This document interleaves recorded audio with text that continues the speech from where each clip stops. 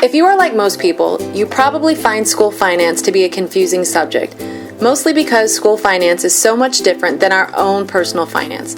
For us, we go to work, collect a paycheck, and deposit that money into a bank. From there, we write checks, debit our accounts, transfer online, or make withdrawals to pay for our mortgage, utilities, car, and groceries. School finance works much differently.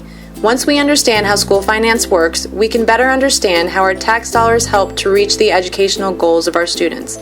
School funding comes from two main sources: the state of Arizona local property taxes and the federal government. Local and state funding provides about 90% of a school district's budget, while federal funding supplements the other 10%. But this is where things start to get complicated. Every dollar that comes into a school district has rules attached to it on how it can be spent. Money that comes from the federal government has very specific rules and is for areas like special education and to help students living in poverty, which is commonly referred to as Title I. Funds from the state are split into two buckets: maintenance and operations, and capital. 95% of funds go into maintenance and operations, commonly called M&O, and the remaining 5% into capital. M&O funds go to pay the daily operation of our schools, like salaries, transportation, utilities, and things like paper.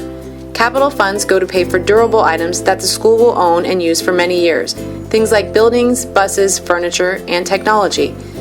If the money in either of the two buckets is not enough to meet the needs of our students, the district can ask the local community to pass an override or a bond, a tax on property. Overrides and bonds are different, and the funds generated by them go into separate buckets.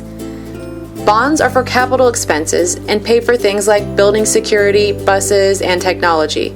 The Saddle Mountain community passed a bond in 2013 to pay for these items. Overrides are for the M&O bucket. An M&O override is good for 7 years, and the Saddle Mountain community voted for our first override in 1985 and has voted to renew it several times since then. As our budgets have been shrinking because of cuts at the state level, we depend on our community to help us meet the needs of our students. Funds from the override go to support programs like all-day kindergarten, career and technical education, music, PE, extracurricular activities, as well as maintaining smaller class sizes. We hope this video helps clear up school finances, but if you still have questions or want more information, you can find it on our district website at smusd90.org or give us a call.